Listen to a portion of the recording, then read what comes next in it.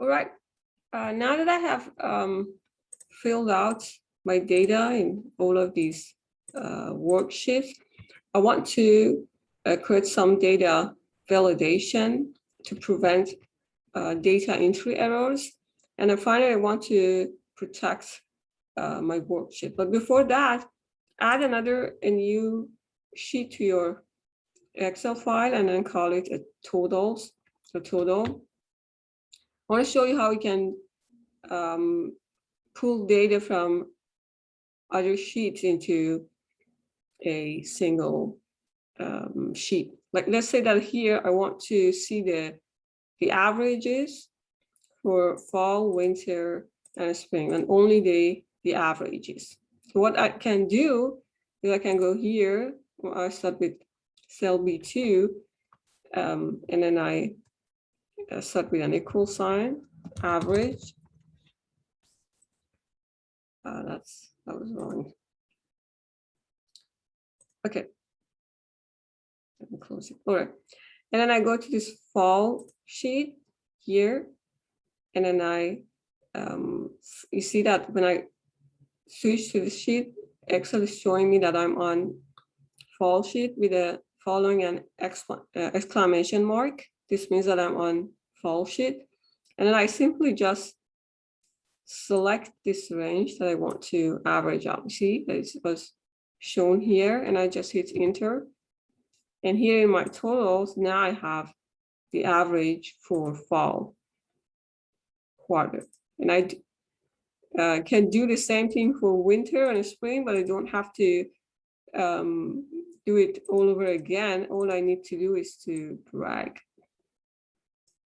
And when I drag, you see, now I have it for fall C4 to C8, and then fall D4 to D8. So I have these averages here. I can do exactly the same for the winter and then the spring. But can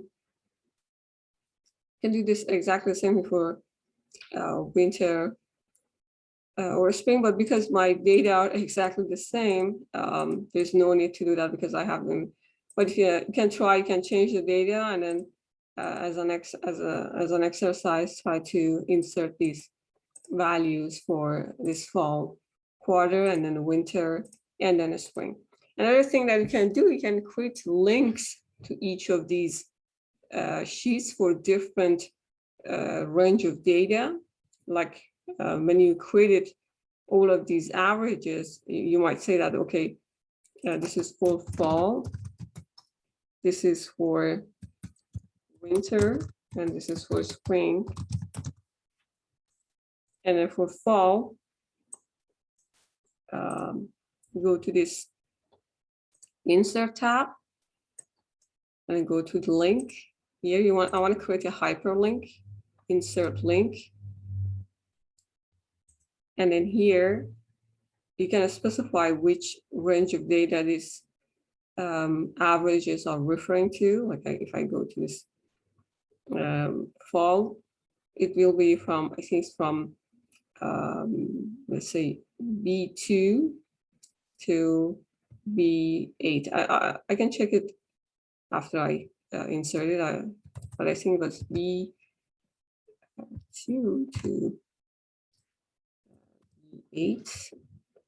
And then I click on fall because it's referring to fall, and okay, it was created. If I click on it, yeah, it's referring from B2 to B5, or you can restrict it to B4 to B8 or B4, or you can select the whole range B4 to D8. Okay, if I go to, I can edit it. I can go to this link again. It was B4 D8. Okay, and then if I click on it, you see it shows me the range. I do exactly the same for winter and spring. You can pause this video and do it yourself and see if you can do it for winter again. Do the same thing. Say it's B2 to D8. Let's select winter. when I click, it shows me this one again. It's B4 to D8, but that's okay. I just want to show you how it works. And for spring, the same. B4 to D8, and then spring. You can create hyperlinks for other reasons too. You might have a, you just want to create a, you just can create a list too. Like you have 20 sheets here, and then you can easily want to, you can use these hyperlinks to easily move between these sheets, okay? And then to protect your data, you can create data validation rules. If you go to this data tab, you will see that you have some, you have this option, data validation.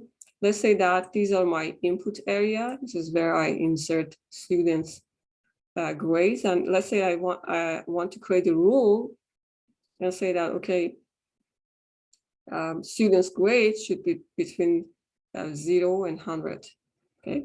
I go to this data validation, just click on it. It's the cells without data validation. Do you want to extend the evaluation to these cells? Yes. I have already created the data validation.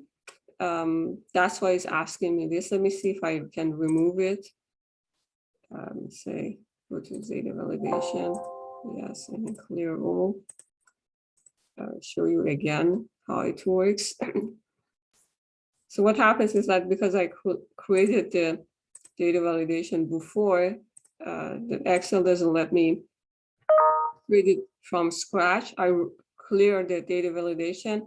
Again, I want to create it again. Go to this data validation. Now I start from scratch. And then here you need to choose the data type. My data type is decimals, because I have here decimals. I go with this decimal and I say the data is between. You see that you have other options as well, depending on your validation rule. Here I say minimum is 0 and maximum is 100. My input message is, let's say, invalid data.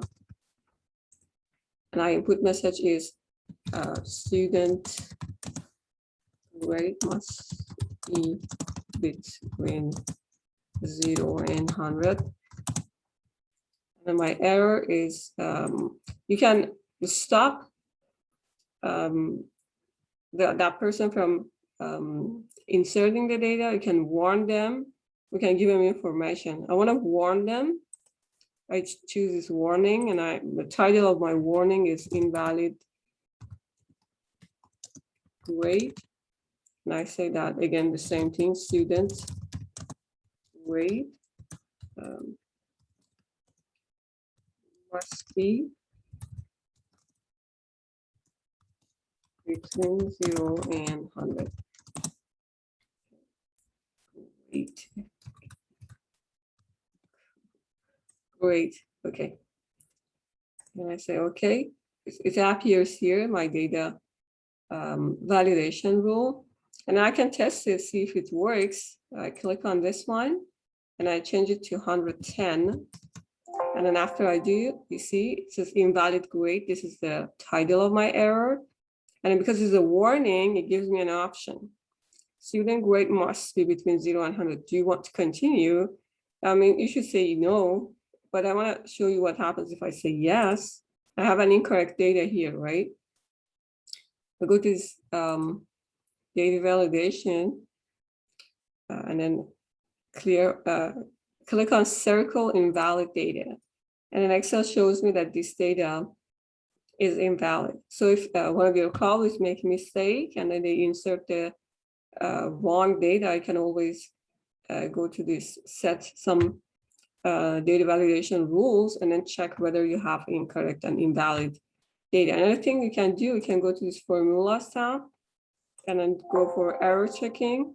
The check is complete for the entire sheet. It means that I don't have any errors here, or I think I showed you this before, but you can also trace dependence, and it shows you that where, for example, this average is coming from. Of course, I have an invalid data. That's why it shows me this one. If I go to this data, again, I can remove clear validation circle. And then here I can fix this. Then my average again is correct. Other things that you can do, let me choose another worksheet. You can lock and protect your worksheet. If you go to this home tab, you have this format option here, click, and then protect sheet. Again, it doesn't, if you want to lock this input area so nobody can insert any data into your worksheet, you can use this. Set up a password, and remember your password is a strong one. I'm using 1 to 5, but use a strong one and remember your password. You can't open this sheet if you forget. Hit OK. It asked me to enter my password. Do it again. And there you go. Now it's protected. I can test it. I try to insert a data, but it said the cell or chart you're trying to change is on a protected sheet. To make a change, unprotect the sheet, you might be requested to enter a password. So if someone wants to unprotect this, they must know the password. So I go to this unprotect sheet, insert the password, and now I can change the data, right? But you can do one more thing to protect the workbook. If you don't want anyone be able to open this workbook without a password, you can go to this file and then go to info. You see that you have this protect workbook option, which is highlighted. Click here and then encrypt with password. You can encrypt your file. Again, choose a password that you remember. Okay, we'll enter. And then okay. Now, if anyone wants to open this worksheet, they must know the password, right? If I close it and I want to open it, Excel asks me to enter the password. The last thing that I do is that I again click here and make it mark as final, which make a read-only file for me. Okay. And okay. It says it's ready. You see this check here marked as final, and then now it's in a read-only